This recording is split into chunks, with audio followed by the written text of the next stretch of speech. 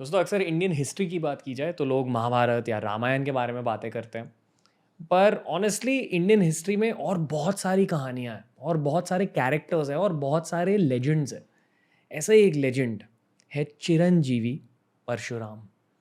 कहा जाता है कि परशुराम जी विष्णु अवतार थे और इन्होंने एक ज़माने में भारत में बहुत सारे चेंजेस करवाए।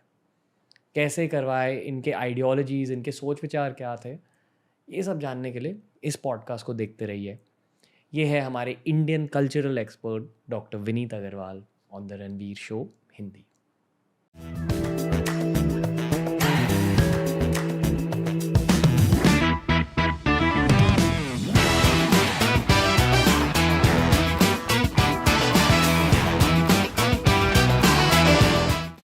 डॉक्टर विनीत अग्रवाल सर, आपको ये स्टोरी पता है पर शायद लिसनर्स को नहीं पता कि कुछ एक महीने पहले मैं एकदम फ्रस्ट्रेट हो चुका था क्योंकि मुझे अपना अगला पॉडकास्टिंग फेज़ प्लान करना था। Next season off podcast plan करने थे और मुझे गेस्ट नहीं मिल रहे थे। तो मैं एकदम फ्रस्ट्रेशन में बैठ के ऐसे कर रहा था कि यार कहाँ से मिलेंगे अच्छे गेस्ट, क्योंकि that is the biggest challenge with podcast. तो फिर मैंने ऊपर देखा और ये बुक वहाँ पड़ी थी जो अभी यहाँ है, the legend of Parshuram by doctor Vineet Agarwal. तो इस बुक को देखने के बाद मैंने आपको इंस्टाग्राम पर डीएम किया और कहा कि सर चलो पॉडकास्ट करते हैं, और आपने अग्री किया और अभी ये हमारी तीसरी रिकॉर्डिंग है साथ में। तो thank you sir. My pleasure completely, and thanks to the person who brought this book Parshuram for you. Yeah. Oh वैसे बट यू नेवर नो, कहते हैं कि परशुराम जी चिरंजीवी है। जी. तो सर इस चिरंजीवी शब्द का मतलब क्या है? So Chiranjeevi, simple translation में means immortal, a person who's living for a really really long time. हमेशा मतलब प्योर immortal तो कोई नहीं है, क्योंकि ब्रह्मा की क्रिएशन ब्रह्मा के दिन से शुरू होती है और रात में ख़त्म हो जाती है, और सब living beings have to everything gets dissolved at the night, in the night of Brahma. पर जो बहुत लंबा समय जी सकते हैं, कुछ युग, कुछ मनवंतर, maybe even a whole day of Brahma, a kalpa, उन लोगों को चिरंजीवी बोलते हैं, जो प्रैक्टिकली इमॉर्टल हैं। सो चिरंजीवी जो है, दे आर मैनी, 7 और 8 ज़्यादा पॉपुलर हैं, जो सप्त चिरंजीवी, अष्ट चिरंजीवी हैं, पर there are many others also, and Parshuram is one of them. वो उन 7 चिरंजीवी में कौन कौन है? हनुमान जी, हनुमान जी, परशुराम जी, कृपाचार्य, विभीषण, महाराज बलि, who was a demon, जो बहुत सारी स्टोरीज में, समुद्र मंथन की स्टोरीज में है, वामन अवतार की स्टोरी में है, वो भी एक है उनमें से। सो ऐसे अश्वत्थामा, जो महाभारत के कुछ कैरेक्टर्स हैं, कुछ रामायण के कैरेक्टर्स हैं, और कुछ अलग ऋषि हैं, ऋषि मुनि हैं। उनके अलावा अब अगर सप्तऋषि देखेंगे तो वो भी काफ़ी सारे चिरंजीवी हैं, बट वो उस श्लोक में नहीं आते जो सप्त चिरंजीवी और अष्ट चिरंजीवी के लिए है। But there are many other people like that. But Parshuram is both a chiranjeevi and a future saptarishi. Okay. So अगले मनवंतर में Parshuram will be one of the saptarishis also. Saptarishis का रोल क्या होता है हिंदू धर्म में? So saptarishis are a guiding principle. So जो नॉलेज है उसको समेट के अगली जनरेशन के लिए प्रोवाइड करना, वो सप्तऋषिज का काम है। मतलब भगवान की जो नॉलेज होती है, भगवान की, यूनिवर्स की, संसार की, लाइफ की नॉलेज जो है, अगर आपको पता हो, वेद का मतलब ही नॉलेज है। वेद जो संस्कृत वर्ड रूट है, वेद मीन्स नॉलेज। सो वेदों का मतलब ही नॉलेज है। This is the knowledge of the universe. So अगर आप कोई गैजेट खरीदते हैं, उसके साथ एक मैनुअल आता है। सो वेद या जो स्क्रिप्चर्स हैं, they are the manual for living in this world. ये जो नॉलेज है of how to live a peaceful life, अपनी एनवायरनमेंट से हार्मनी के साथ हार्मनी में रहने का जो तरीका है, जो बेस्ट वे है, जो ऋषियों ने एक्सपेरिमेंट करके डिस्कवर किया है कि ये बेस्ट तरीका है। वसुधैव कुटुंबकम, the whole world is my family. आप उस एम के साथ, उस भावना के साथ आप अगर रहेंगे तो आपका जीवन सुखी रहेगा, दूसरों का जीवन सुखी रहेगा। तो ये सारी जो नॉलेज है, ये सारी जो इकट्ठी की गई है नॉलेज, ये नेक्स्ट जनरेशन तक पास ऑन कौन करेगा? ये हम अपनी जनरेशन की बात नहीं कर रहे, अब we are talking on a larger time frame. कि ब्रह्मा की जब क्रिएशन ख़त्म होती है, युग ख़त्म हुआ, संध्या आई, प्रलय आई, दोबारा नया युग शुरू हुआ, उस टाइम ये नॉलेज कौन ट्रांसफ़र करता है? तो ये काम सप्तऋषिज़ का है। क्योंकि जब नई शुरुआत हो रही है तो वो नॉलेज बेस होना बहुत ज़रूरी है, अदरवाइज़ हम लोग फिर बेसिक्स पे पहुंच जाएंगे। सर इस पॉडकास्ट का थीम है परशुराम और परशुराम की स्टोरी। परशुराम जी कौन थे? और आई थिंक उसके पहले आप थोड़े विष्णु अवतार के बारे में समझा दीजिए सर, ठीक है। ऑडियंस को, कि कितने विष्णु अवतार होते हैं और वहाँ परशुराम जी का रोल क्या था? सो विष्णु जी के बहुत सारे अवतार हैं एक्चुअली। काफ़ी लोगों को सिर्फ 10 अवतार पता है उनके, और 10 अवतार पॉपुलर हैं, बट श्रीमद् भागवतम में 22 अवतार हैं विष्णु जी के जो मेंशन है। पर उसके साथ साथ ये भी मेंशन है कि इसके अलावा हज़ारों और अवतार हैं भगवान के। और विष्णु जी के जो अवतार हैं वो अलग अलग कैटेगरीज में भी डिवाइड होते हैं। एक कैटेगरी जो संपूर्ण अवतार है, जैसे कृष्ण। सो कृष्ण जी को स्वयं भगवान कहा गया है because he has all the potencies of lord Vishnu. और कुछ अंश अवतार हैं, कुछ शक्तिवेश अवतार हैं, अलग अलग कैटेगरीज है जिसमें हम अभी नहीं जाएंगे। पर उनका जो पर्पस है, Vishnu ji is like the manager of this universe. वो प्रिजर्वर हैं इस यूनिवर्स के, उनका काम है प्रोटेक्शन। तो वो अलग अलग रूप में आते रहते हैं, अवतरित होते रहते हैं to set the balance straight. अगर कहीं पे बुराई का पलड़ा भारी हो रहा है तो उसको वापस लेवल पे लाने के लिए विष्णु जी कोई ना कोई रूप लेके आते हैं। अब जैसे अगर मतलब again lot of people don't know this, Rishabh Dev जो जैन्स के फर्स्ट तीर्थंकर थे, he is considered one of the incarnations of lord Vishnu. Buddha को तो we know he is an incarnation. There are other incarnations जो लोगों को लगेगा कि मतलब इस इनकारनेशन का क्या पर्पस था। नारद मुनि, नारद मुनि को हम हमेशा समझते हैं कि हाँ ये तो आग लगाते हैं या चुगली करते हैं, झगड़ा करवाते हैं, but he acts as the catalyst to trigger certain events. उनका वो पर्पस है कि अगर ये चीज़ नहीं हुई तो it will take years for that situation to arise. But अब नारद ने चुगली की, कंस को बोला कि भाई ये तुम्हारी बहन का बेटा तुम्हें मारेगा, और जो आकाशवाणी थी उसमें था कि 8वां बेटा मारेगा। नारद ने बोला कि 8वां कहाँ से, शुरू से 8वां, लास्ट से 8वां, काउंटिंग कहाँ से कर रहे हो तुम? So that put the fear of death in Kans, and he started, he accelerated his own downfall. So ऐसे ऐसे काफ़ी अवतार हैं जो किसी पर्पस के लिए हैं, और हर अवतार का कोई पर्पस है। परशुराम जी का भी वैसा ही एक पर्पस था, वेरी स्पेसिफिक पर्पस। अगर आपने सुना होगा कल्कि अवतार के बारे में, कल्कि अवतार एक फ्यूचर अवतार है, और जो कि प्रिडिक्टेड है कि वो आके इस कलयुग का नाश करेंगे, जितने बुरे लोग हैं उनका नाश करेंगे, और एक सत्युग की स्थापना करेंगे दोबारा। तो परशुराम वॉज अ कल्कि फॉर अ प्रीवियस युग। Okay, sort of that was his purpose.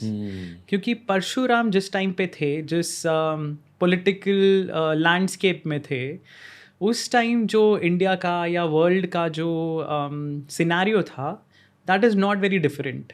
The world was ruled by corrupt rulers.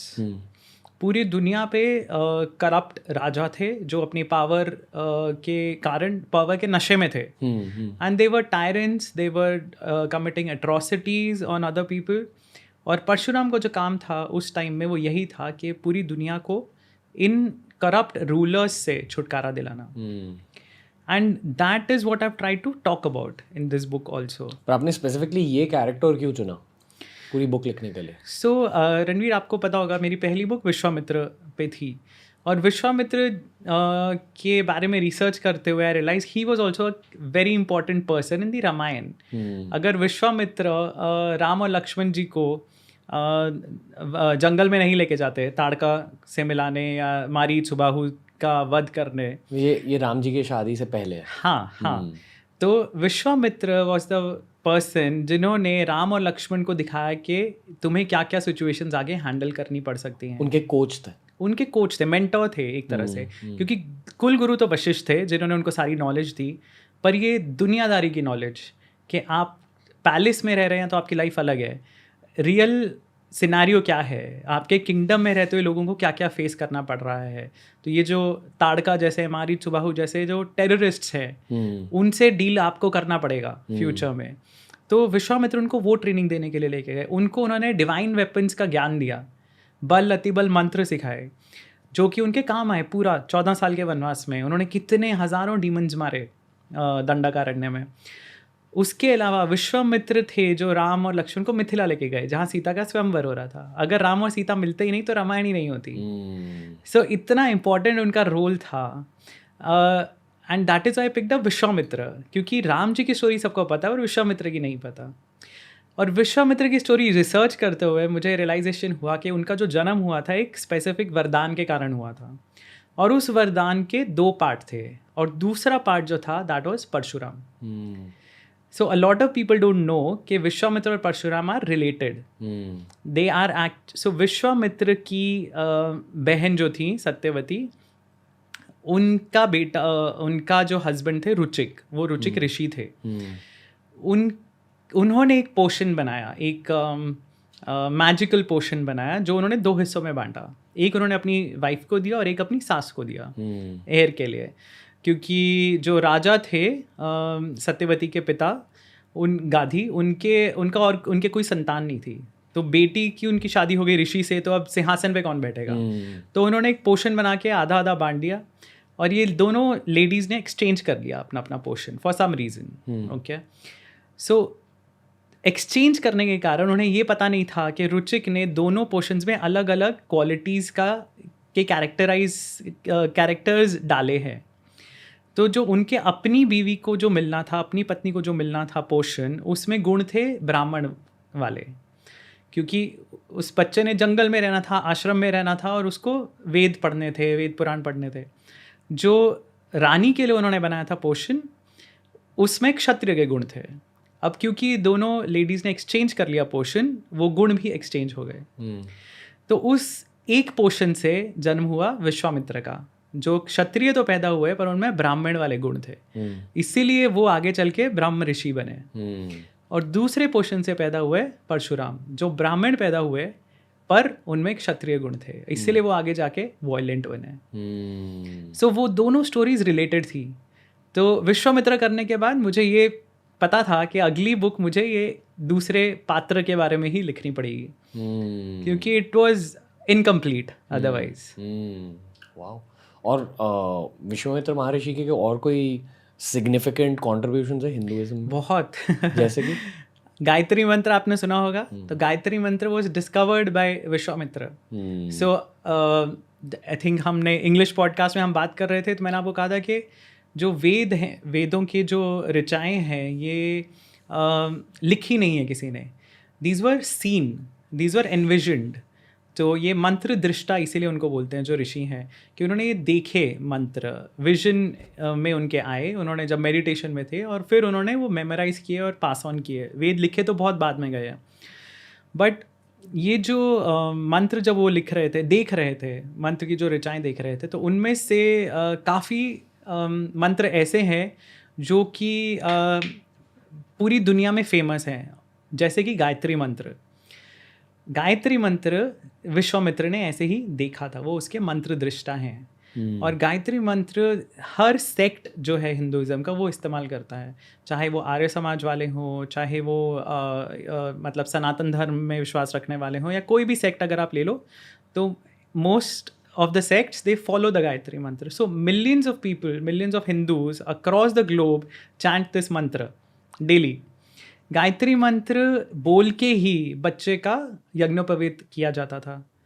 So जो जनेऊ पहनाते थे बच्चों को पहले, तो वो उस टाइम पे उनको दीक्षा जब दी जाती थी, पहला मंत्र उनके कान में जो बोला जाता था वो गायत्री मंत्र था। That important mantra was discovered by Vishwamitra. सो ऐसी बहुत सारी छोटी छोटी चीज़ें थी जो उनकी लाइफ में, जो मुझे बहुत फैसिनेटिंग लगी। और सिर्फ यही नहीं, हम इंग्लिश पॉडकास्ट में साइंस के बारे में बात कर रहे थे, तो इसमें एक साइंस फिक्शन का एलिमेंट भी है विश्वामित्र की स्टोरी में। एक स्टोरी है राजा की, त्रिशंकु की, और जो हरिश्चंद्र के पिता थे, और उनकी स्टोरी में वो त्रिशंकु को स्वर्ग तक पहुंचाने के लिए विश्वामित्र ने प्रॉमिस किया था कि मैं तुम्हें पहुंचाऊंगा, पर इंद्र को वो मंजूर नहीं था। तो इंद्र ने उनको वापस, सत्यव्रत राजा थे, उनको धक्का दे दिया वापस, तो इसीलिए वो बीच में लटक गए, आसमान और धरती के बीच में, इसीलिए उनका नाम त्रिशंकु। 3 एक्चुअली उन्होंने सिंस किए थे, इसलिए भी उनका नाम त्रिशंकु पड़ा था।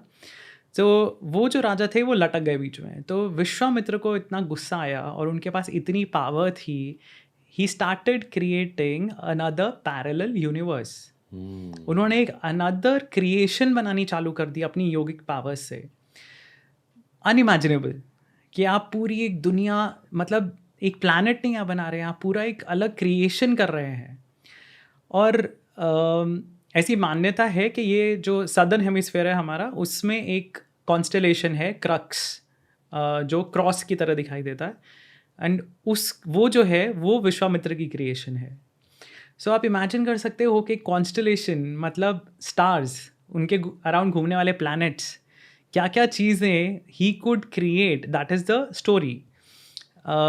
He could create because of his yogic powers. So he was not any insignificant man, right. उनका रोल सिर्फ उतना ही नहीं था कि राम को सीता से मिला दिया और उनको वेपन्स दे दिए, उसके पहले he had achieved a lot of things. ये सब उनके अचीवमेंट्स थे पहले के। And then again he appears as a guide, at least in my book I have used him as a guide for Parshuram also. क्योंकि परशुराम की जो story है वो विश्वामित्र से थोड़ी अलग है। विश्वामित्र ने खुद कंट्रोल लिया अपनी डेस्टिनी का, और उन्होंने बोला कि मैं राजा हूँ बट मैं ब्रह्म ऋषि बनना चाहता हूँ और मैं ये करूँगा, चाहे सोसाइटी ने उन्हें कितना रोका, तुम्हारी रिस्पॉन्सिबिलिटीज़ हैं, तुम्हारे बच्चे हैं, पत्नियाँ हैं, राज्य है, वो सब कौन संभालेगा। उन्होंने डिसाइड किया कि मुझे ब्रह्म ऋषि बनना है, मुझे वशिष्ठ से ज़्यादा पावरफुल ब्रह्म ऋषि बनना है। तो वो ज़िद में आके उन्होंने अपनी डेस्टिनी चेंज की। परशुराम के लिए सर्कमस्टांसेस वर मोर इम्पोर्टेंट। तो इसीलिए अगर आपने मेरी बुक पढ़नी शुरू की तो उसमें आपको रियलाइज़ होगा कि शुरू में परशुराम का कहीं नाम भी नहीं है। Parshuram actually comes in the middle of the book, क्योंकि उससे पहले की जो चीज़ें हो रही थी, जो पॉलिटिकल सिनेरियो था इंडिया का, जो डिफरेंट ट्राइब्स थे who were fighting for supremacy, there were other kings, there was Ravan who was already there existing at the time of Parshuram. और उस टाइम पे एक राजा थे कार्तवीर्य अर्जुन, जिनका नाम किसी ने सुना नहीं है। सहस्त्र अर्जुन सेम है, सेम। सो सहस्त्र बाहु अर्जुन और Kartavirya Arjun is the same person. He is suppose to have had 1000 hands. उनको वो वरदान मिला था दत्तात्रेय से, और उनको माना जाता है कि वो पूरी दुनिया के राजा थे। सो उनका जो कैपिटल था that was in Mahishmati. So Baahubali जिन्होंने देखी होगी उन्होंने महिष्मति नाम याद होगा। That was a fictional city, but there was an actual Mahishmati जो अभी एमपी में महेश्वर है सिटी। सो महिष्मति से उनकी कैपिटल थी, और वहाँ से उन्होंने अपना राज्य बढ़ाना शुरू किया, और वो पूरी दुनिया के राजा बने, पूरी दुनिया के। तो जो भी सिविलाइज्ड वर्ल्ड था उस टाइम, उसके वो राजा थे। आपके अकॉर्डिंग क्या था सिविलाइज्ड वर्ल्ड उस टाइम? देखिए, अगर आप पॉपुलेशन के हिसाब से जाएंगे तो population statistics is one way to check कि सिविलाइजेशन कहाँ थी। अगर आप हिस्टोरिकल पॉपुलेशंस में जाएंगे, जो एस्टिमेट्स हैं, तो till about the I think the 15th century or something, a majority of the population was located in India and China. Even till that time. So these two countries, मतलब इनका total मिला के was about 60 to 70% of the world population. So for any kingdom or any king, conquering a region of this big size would have meant, conquering the world. क्योंकि majority of population is under you. बाकी जो हैं वो probably they're scattered around multiple countries, non-accessible any which ways and non-civilized. So इनका जो राज्य होगा, definitely it was extending beyond the boundaries of India, probably Asia and the Middle East. So और मैं जब गया था, मैं actually primary research के लिए I went to the place Maheshwar, and there's another place which is the birthplace of Parshuram, which I'll talk about later.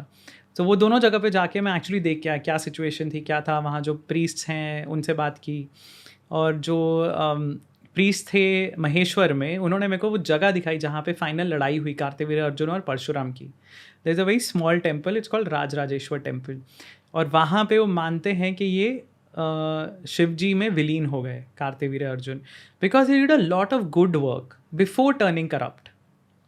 सो अगर आप कंपेयर करें किसी और विलन से, जैसे रावण है, तो Ravan was out and out villain.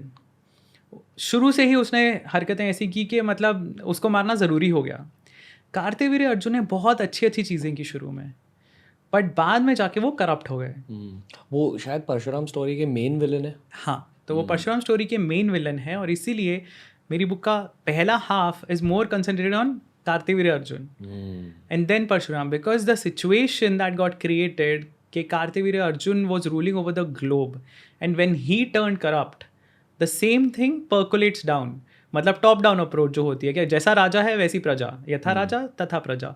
तो जो वो करप्शन फैल चुका था रूलिंग क्लास में, उसको हटाने के लिए Parshuram had to do certain violent things, so which were a result of the circumstances around him, not his own volition. So that is the difference between the two stories. तो अगर आपको परशुराम की कहानी सुनानी है तो आप कहाँ से स्टार्ट करोगे? मतलब मैं ये समझ गया कि उनके बर्थ से पहले इस कहानी की शुरुआत होती है कि पॉलिटिकल सुना रहे हो, तब करप्ट होने लगा था, बहुत ज़्यादा ईविल फैल चुका था सोसाइटी में, बुराई फैल चुकी थी सोसाइटी में, पर उनके बर्थ के बाद क्या होने लगा? उन्हें खुद पता था कि वो विष्णु अवतार थे? नहीं, actually Parshuram is considered one of the shaktyavesha avatars. So उनको माना जाता है कि शक्त्यवेश अवतार वो होते हैं विष्णु जी के जो भगवान विष्णु अपनी स्पेशल पावर्स किसी इंसान को देते हैं फॉर अ स्पेसिफिक पर्पस. तो उनको शक्त्यवेश अवतार माना जाता है. तो उनको नहीं रियलाइजेशन था ये.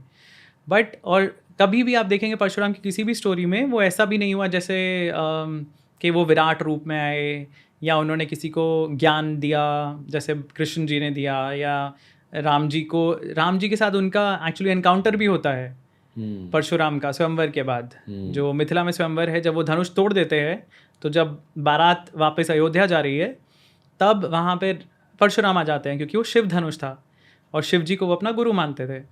तो वो उस टाइम जब वो एनकाउंटर करते हैं राम जी को, that is the first incident जहाँ आप देखेंगे कि भगवान विष्णु के दो अवतार आमने सामने आए लड़ाई में. और वहाँ पे राम जी ने उनको अपना विष्णु रूप दिखाया, पर परशुराम नहीं दिखा पाए क्योंकि he was a different kind of avatar. And that is when Parshuram realizes कि उनका जो काम था वो पूरा हो गया है. उनका जो पर्पस था लाइफ का वो ये था कि इविल क्षत्रियज या इविल रूलर्स को हटाना है, और अब राम जो कि एक क्षत्रिय हैं and he is not evil, so he is now taking over. So again the life is come full circle. आपको क्या लगता है टाइम डिफरेंस क्या हुआ रहेगा इन दोनों चीज़ों? सो स्क्रिप्चर्स के हिसाब से बहुत ज़्यादा टाइम डिफरेंस है. हम जैसे अभी हैं 28th महायुग में. अगेन थोड़ा सा मुझे बैकग्राउंड देना पड़ेगा. तो ब्रह्मा जी के एक दिन को हम कल्प बोलते हैं. हर कल्प में 14 मनवंतर होते हैं. तो जैसे हमारा दिन है, आप समझ लीजिए हमारे दिन में 12 घंटे, रात में 12 घंटे, तो हम रात तो काउंट ही नहीं कर रहे हैं. दिन के जो 12 घंटे हैं, उसी तरह आप मानिए कि ब्रह्मा जी के एक दिन में 14 मनवंतर होते हैं. हर मनवंतर के अंदर, जैसे हमारे एक घंटे में 60 मिनट हैं, हर मनवंतर के अंदर 71 महायुग होते हैं. और हर महायुग में 4 युग होते हैं, सत्य युग, त्रेता युग, द्वापर युग, कलयुग, ऐसे. तो इट्स अ कॉम्प्लिकेटेड कैलकुलेशन. तो अभी जो है हम 28th महायुग में है, 28th कलयुग में. जो परशुराम जी का जन्म हुआ था वो था 19th त्रेता युग में. राम जी का जन्म हुआ था 24th द्वापर युग में, 24th त्रेता युग में. So there is a huge gap 19th and 24th, and अब 24th से 28th. कुछ 10,000 सालों का गैप रहा होगा. बहुत ज़्यादा होगा, और भी ज़्यादा होगा, क्योंकि जो हमारी कैलकुलेशन उसके हिसाब से तो युगों का स्पैन काफ़ी लंबा है. सो जो 19th महायुग में परशुराम जी का जन्म हुआ, वो 24th महायुग तक थे रामायण के टाइम. महाभारत जो कि अभी 28th द्वापर में हुई, उसके टाइम भी थे. अगर आपको याद हो कि महाभारत में कर्ण को वो सिखाते हैं. सबसे पहले उनका भीष्म के साथ भी झगड़ा होता है, भीष्म के साथ लड़ाई होती है. फिर वो कर्ण को सिखाते हैं, और कर्ण झूठ बोलते हैं कि मैं क्षत्रिय नहीं हूँ, और फिर वो उनको श्राप देते हैं कि आप भूल जाओगे सब कुछ. तो वो 28th महायुग तक भी थे. और परशुराम अभी आने वाला जो अवतार है कल की, उनके भी गुरु बनने वाले हैं। सो परशुराम का जो काम है वो एक्चुअली पूरा नहीं हुआ, उनका काम चेंज हो गया। पहले उनका जो पर्पस था अवतार का वो था इविल क्षत्रियास को मारना। फिर उनका जो पर्पस था that was to become a guide to certain other rulers, and now he will be the guru of कल्कि। सो उनकी स्टोरी काफ़ी लंबी है। इस बुक में तो उतना नहीं मैं कवर कर पाया हूँ। It is only the main story जो इनिशियल जो उनकी स्टोरी थी, उसके बाद उनकी स्टोरी कंटिन्यूड है अभी।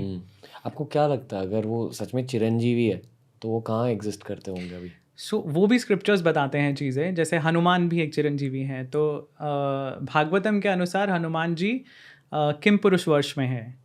किम Purush Varsh geographically the Tibet area. Okay. Parshuram जो हैं वो महेंद्र पर्वत पे हैं, which is a mountain in Odisha. So उनकी लोकेशंस भी दी गई हैं, but you can not approach them, you can't see them, क्योंकि of course you know they have been around for thousands of years. They know how to cover their tracks or you know stay out of the regular life. So जब तक उनकी ज़रूरत नहीं पड़ेगी वो लोग नहीं आएंगे सामने। पर अगर कोई श्रद्धा के साथ वहाँ उन्हें मिलने गया तो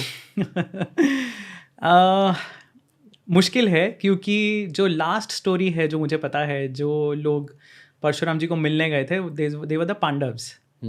तो पांडव जब वनवास में थे तो इधर उधर टहलते टहलते वो महेंद्रगिरी भी पहुंच गए, और महेंद्रगिरी जाके उन्होंने कोशिश की थी परशुराम जी को मिलने की। जहाँ तक मुझे याद है वो नहीं मिल पाए थे, पर परशुराम जी का कोई डिसाइपल था तो उसने उनको वहाँ वो मिला था और उसने उनको सारी स्टोरी सुनाई थी परशुराम जी की। So I don't think it is easy.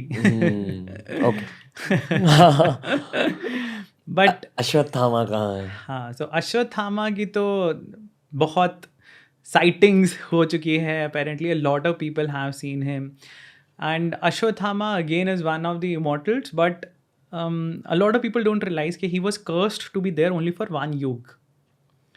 सो उनका जो एक्चुअली जो कर्स है वो पूरा हो चुका है। So I don't think he would be existing any more in that form जो उनको थी, क्योंकि कृष्ण जी ने कर्स दिया था कि तुम एक युग तक ऐसे ही घूमते रहोगे। So not really sure, but ये जो हैं जैसे हनुमान, परशुराम, इनकी तो डिस्क्रिप्शंस हैं। व्यास देव एक और चिरंजीवी हैं, वेद व्यास जिनको हम बोलते हैं। सो वो तो मतलब अगेन प्रोबेबिलिटीज़ के वो बद्रीनाथ के आसपास हैं, क्योंकि उनके पिताजी पराशर ऋषि वहाँ मेडिटेशन करते होते थे बद्रिक आश्रम में। सो डिफ़िकल्ट टू से। महाअवतार बाबा जी के पास है वो। No comment. Okay, back to Parshuram ji story. तो ये जो उनकी स्टोरी है कि वो अलग अलग करप्ट किंग्स के यहाँ जाते थे, करप्ट क्षत्रियस के यहाँ जाकर उनकी हत्या कर देते थे, ये स्टोरी की शुरुआत कहाँ हुई और उन्होंने एक्स क्यों चुना था as a weapon? Axe actually उनका डिसीजन नहीं था चुनना, it wasn't his choice, it was given to him by Shiva. So जब परशुराम ने ठाना कि मैं कुछ और बनना चाहता हूँ या अपनी लाइफ का कुछ और करना चाहता हूँ, उन्होंने शिव जी की तपस्या की, और उस तपस्या के रिजल्ट में शिव जी ने उन्हें एक्स दिया था। तो x became his primary weapon, and x को परशु बोलते हैं, इसीलिए उनका नाम परशुराम पड़ा।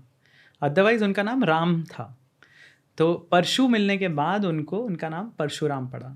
तो इसलिए मैंने बुक में भी हाइफन दिया है बीच में, क्योंकि उनका ओरिजिनल जो नाम था वो राम है, पर परशु के कारण he became the axe man. So Parshuram की लाइफ में घटना घटी जिसमें उनके फादर के ऊपर अटैक किया कार्तिवीर्य अर्जुन ने, और because of that tussle Parshuram went and destroyed Kartavirya Arjun. Kartavirya Arjun के बेटों ने बदला लेने के लिए परशुराम के फादर को मार दिया। That is what triggered his violent reaction, and that is when he decided कि सिर्फ मेरे ही फैमिली अफेक्टेड नहीं है, there are thousands of others who have been affected by these tyrants, जो जिनके लिए किसी और की लाइफ का कोई वैल्यू नहीं है। जमदग्नि एक पहुँचे हुए ऋषि थे, सप्त ऋषिज में से एक है जमदग्नि, परशुराम के फादर, और अगर वो एक सप्त ऋषि को मार सकते हैं तो उनके लिए नॉर्मल लाइफ की तो कोई वैल्यू ही नहीं है। that is what triggered him to start that violent journey. और इनफैक्ट मैंने बुक में उसके बारे में ज़्यादा विवरण नहीं किया है क्योंकि वो सबको पता है कि उन्होंने 21 बार किया, बट जो शुरुआत उसकी हुई वो इस इंसिडेंट से थी, and he must have had that realization, that is my interpretation, कि he needs to help others also. अगर हम आज के ज़माने की बात करें तो काफ़ी कंट्रीज़ हैं जिनमें डिक्टेटर्स थे, काफ़ी कंट्रीज़ में, अफ्रीका में, मिडल ईस्ट में, there were plenty of places, North Korea आप ले लीजिए, या मतलब और भी एशियन कंट्रीज़ हैं जहाँ पे डिक्टेटर्स हैं और लोगों की लाइफ की कोई वैल्यू नहीं है. अब आप देखिए तालिबान की बात कर लीजिए, तो लोग वहाँ से भाग रहे हैं. They are people of the same religion. It's not the religious minorities who are only affected. It is people of the same religion also. क्योंकि these guys are tyrants. वो उन्होंने जो डिक्टेट कर दिया वो सबको मानना पड़ेगा. So उस तरह के जब रूलर्स थे तो परशुराम ने वो रिस्पॉन्सिबिलिटी उठाई अपने सर पे कि मैं लोगों को इनसे छुटकारा दिलवाऊंगा, कि मैं अगर अपने पिता को नहीं बचा पाया पर मैं बाकी लोगों को बचाऊंगा. So वो उनका पर्पस था और वो उनका बर्डन बन गया. So Parshuram is a very misunderstood avatar. सबको लगता है कि वो बहुत वायलेंट थे, या इतना क्या ज़रूरत थी वायलेंट करने की. आप किसी घर में नहीं देखेंगे कि परशुराम की मूर्ति रखी हुई है पूजा के लिए. कृष्ण जी की होंगी, राम जी की होंगी, बट परशुराम की फ़ोटो नहीं होगी, या जो मतलब बहुत मुश्किल से ऐसा आपको दिखेगा, क्योंकि people are scared of the violence that he did. But so इस बुक में आप try to explain the reasons for that violence, why he became what he became. Why did he become what he became other than this? So for that you'll have to read the book. Okay. ठीक है sir. I think ये काफ़ी interesting episode अभी बन चुका है, but आप कोई ऐसे last paragraph of this podcast में कुछ ऐड करना चाहोगे परशुराम जी के बारे में? So Parshuram, I think, is a very, as I said, misunderstood character first of all, पर उनका रोल अभी ख़त्म नहीं हुआ है. तो आप देखिए कि अगर आने वाले अवतार के भी वो गुरु बनने वाले हैं, सो उनका जो कंट्रीब्यूशन है वो हमारी हिस्ट्री को, अगर हम मानते हैं कि ये, जैसे हम रामायण और महाभारत को इतिहास बोलते हैं, जो स्क्रिप्चर्स का डिवीज़न है, वेद जो है, वेद, उपनिषद, ब्राह्मण, सो ये एक कैटेगरी आता है जो ओल्डर लिटरेचर है. पुराण जो हैं ये स्मृति हैं. सो जो पुराने स्क्रिप्चर्स है दे आर श्रुति, जो सुने गए थे, और जो पुराण वगैरह हैं they are Smriti. And a third category is Itihas. So Itihas को हम समझते हैं history, this happened, Itihas. And Ramayan and Mahabharat so are sort of historical texts. Parshuram performed a very important role in both of them in different ways. Parshuram will again have a very important role in the way history is shaped in the future. So he, as a previous Kalki, will teach the new Kalki. So that is the beauty of his story. So I would say that, you know, he's a misunderstood character and a very ignored character. जिनकी life story हमें पता होनी चाहिए. कितने लोगों को पता है कि उनकी बर्थ प्लेस कहाँ थी? कहाँ थी बस? तो उनकी बर्थ प्लेस एमपी में है एक जगह, बहुत स्मॉल एक हैमलेट है on top of a mountain, on top of a hill, जिसका नाम ही है जाना पाव. जाना पाव बेसिकली, जहाँ आप जा नहीं पाओगे, वो है उसका नाम, जाना पाव. और ये जगह मेरे को by fluke I found this place because I was looking for Maheshwar, क्योंकि मैं कार्तिवीर अर्जुन पर रिसर्च कर रहा था. और फिर ढूंढते ढूंढते और मुझे लगा कि परशुराम की बर्थ प्लेस भी आसपास कहीं होनी चाहिए. बहुत ढूंढने के बाद मुझे कहीं से पता चला, one obscure website, someone had gone trekking there, और वहाँ से मुझे पता चला कि ये वो जगह है. And I decided to go and see myself. और वहाँ गया तो वहाँ जाके पता चला वहाँ मंदिर है परशुराम जी का, वहाँ जो प्रीस्ट हैं उनसे मेरी बात हुई और उन्होंने बताया कि हाँ यही जगह है उनकी बर्थ प्लेस. वरना मथुरा हम सबको पता है, मथुरा वृंदावन कृष्ण जी की बर्थ प्लेस है. अयोध्या हमें पता है राम जी की प्लेस है. नोबडी नोज के परशुराम की बर्थ प्लेस क्या है. तो he has been a very ignored avatar. And this book was my attempt to again introduce him to people. I feel कि महाभारत और रामायण छोड़ के भी बहुत सारी एलिमेंट्स हैं हमारे कल्चर की, हमारे धर्म की, हिस्ट्री की जी. और आई होप कि इन्हीं पॉडकास्ट के थ्रू लोगों को पता चले. तो definitely doctor Agarwal sir, thank you this was a fun My episode pleasure. My pleasure. And looking forward to having you again. इस एपिसोड को एंड करने के लिए आप ऑडियंस को कुछ कहना चाहोगे? मेरा तो आई थिंक एक ही मैसेज है Ranveer, which is that read about your history, read about your culture.